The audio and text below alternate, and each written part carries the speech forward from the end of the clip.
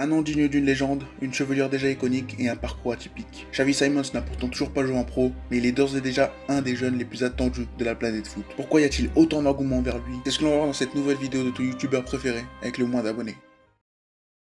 Né le 21 avril 2003 à Amsterdam, Xavi est le fils d'un ancien joueur et entraîneur néerlandais. Son prénom le prédestinait à de grandes choses, et très vite elles se concrétisèrent pour lui. Suivant sa formation de footballeur en Espagne, en 2010, le Barça l'accueille, et l'intègre dans les catégories jeunes où le petit Xavi grandit et s'impose petit à petit comme l'un des joueurs les plus prometteurs de la Masia. Très vite, le club reçoit la visite de scouts, puis de clubs intéressés par le jeune néerlandais. Les offres toutes refusées. Le Barça est très clair, son capitaine en jeune n'est pas à vendre. Son talent grandit, tout comme sa popularité. Il traverse les catégories jeunes du Barça, tout comme celles des Pays-Bas. Ses entraîneurs sont confiants. Si beaucoup pensent qu'il pourra rapidement atteindre le haut niveau, d'autres se montrent plus réticents à l'affirmer. Et vient en 2019 la négociation de son contrat professionnel. Et à la surprise générale, Xavi décide de ne pas signer son contrat avec son club formateur. C'est finalement au PSG que Xavi débarque. Un énorme séisme que personne n'avait vu venir. Après avoir défait ses valises, il effectuera une saison d'adaptation à la vie parisienne en intégrant l'équipe U19 et y performera durant l'année. Une intégration facilitée par la présence d'un de ses anciens coéquipiers présents dans l'effectif parisien, Caïs Ruiz. Les supporters, comme le joueur, devront attendre avant de voir le petit Xavi éblouir le Parc des Princes.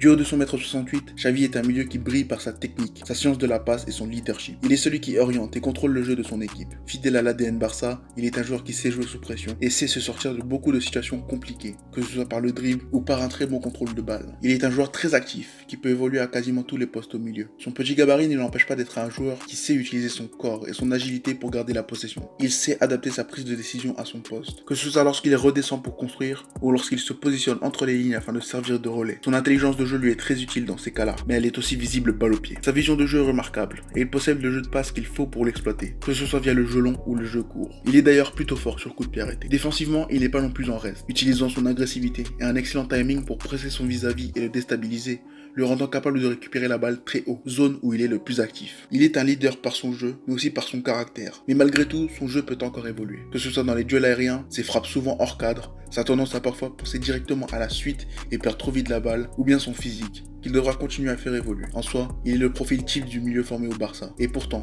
malgré ses qualités évidentes, le doute semble planer sur son futur.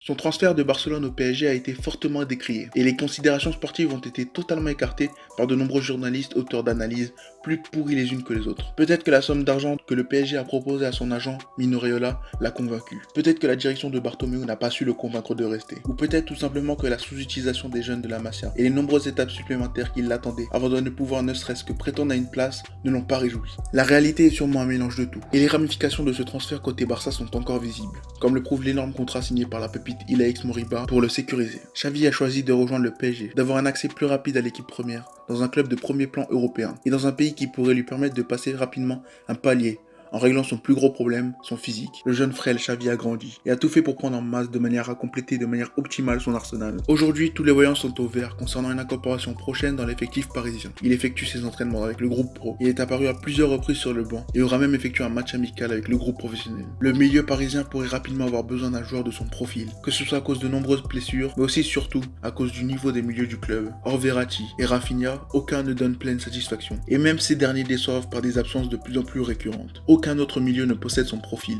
Et je pense qu'il peut et doit montrer à la fraude qui lui sert d'entraîneur qu'il peut être un atout dans cette saison qui s'annonce difficile. Les finances du club sont aussi un argument qui fera pencher la balance. Le Qatar étant moins présent, le club se retrouve dans une forme d'autogestion économique qui a mené à de nombreux départs de jeunes du centre pour pallier les pertes. Mais les efforts fournis pour attirer le néerlandais prouvent que le club veut que Xavi s'inscrive dans la durée. Il n'est d'ailleurs pas le seul Titi parisien à venir taper à la porte de l'équipe professionnelle. Kali Mundo voit son contrat prolongé et une première expérience d'entrée dans l'élite lui est rapidement offerte. Une expérience qui porte déjà ses fruits. Caïs Ruiz et Fadiga rentrent tout doucement dans la rotation. Mais le cas principal reste Pembele, qui s'est lui aussi vu offrir une prolongation de contrat. Nul doute que le dossier Xavi fera partie des nombreux dossiers que le club devra gérer cette année. Il est un joueur d'avenir qui devra, comme sur le terrain, garder la tête froide et rester concentré sur ses objectifs. Alors à tous ceux qui pensent que le jeune Xavi Simons n'est qu'un outil de communication, je vous suggère fortement de garder un œil sur lui dans les prochains mois, car son futur ne se fera probablement pas sur les réseaux, mais sur les terrains, un endroit que vous semblez fréquenter de moins en moins.